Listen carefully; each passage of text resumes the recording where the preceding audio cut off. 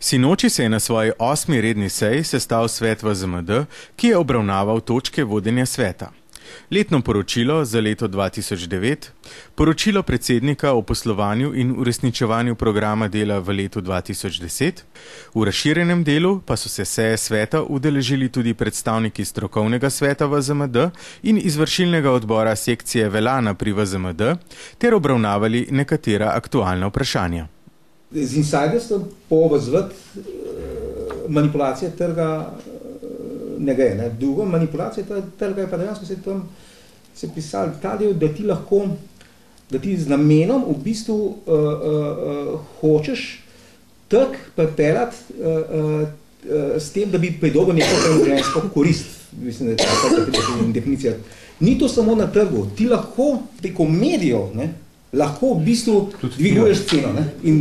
To se naši novinarji kar pišejo, kar tak za hec pišejo. Drugo je, če imaš en zelo transparenten pa globok trg, potem to zelo težko delaš. Se pa da nam tako majhen problem je pa naš trg, je tako majhen. V bistvu ta trg nikoli ni bil transparenten. In enako, jaz se strinjam. Nikoli ni bil transparenten. In enako kot je, bi lahko se še o manipulaciji trga pogovarjali z druge strani.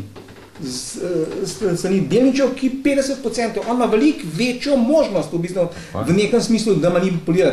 Posebej še, vi sami veste, kaj to je, pa se nikoli, nobenih velikih pregonov ni bilo, v bistvu pa so pa ogromen časopisi strokovni pisali, ampak nikoli ni bilo pa nobene konsekvence, ker če imate vi parkiranje, pa drug ne ve, v bistvu ti že držiš, ustrezen delaš in ti se lahko igraš, ker si že vedeš. Malo pa malo daješ, tako, pa v bistvu si pa malo več, malo manj. Tako, in ker si netransparentno deloval. In tega je bilo z druge strani bistveno več. In problem slovenskega trga in regulatorja, to je tako, kot zdaj, ko po 20 letih, po 12 letih ugotavljajo to gradbeno afero vse zastaramo, vse zato pa zdaj ugotavljajo. Pa tudi če nekaj, sem slišal eno pravno mnenje zdaj, da če je bilo ponavljanje dejanja, da bi se rad... Samo to je treba dokazati, ne? Ja, ok.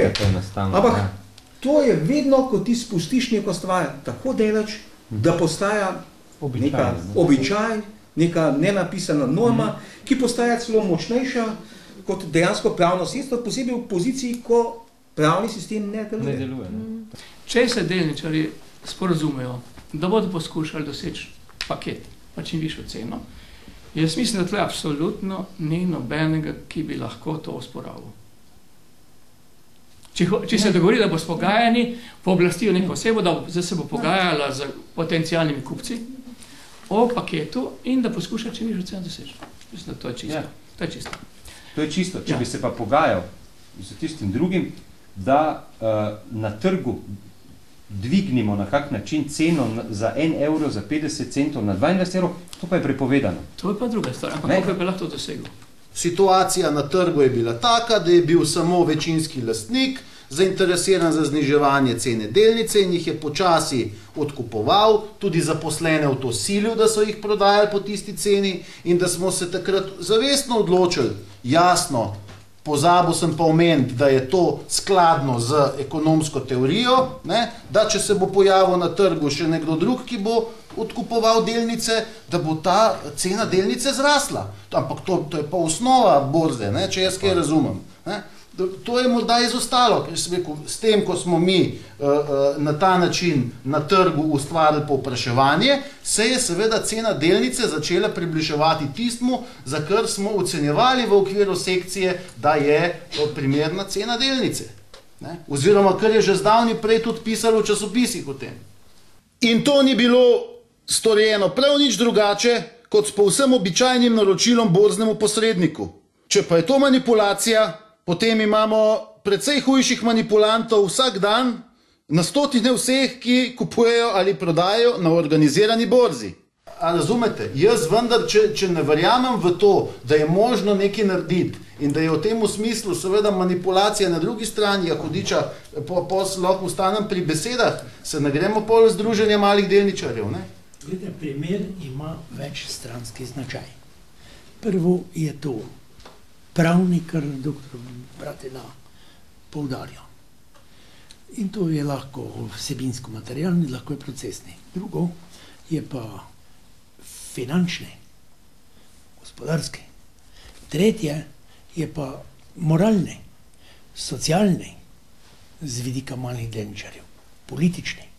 Ja, Zdaj se v bistvu hotel spraviti nek ekvivalenten nasprotni blok, če je 51, se z njemu sploh lahko pogajaš. Ne?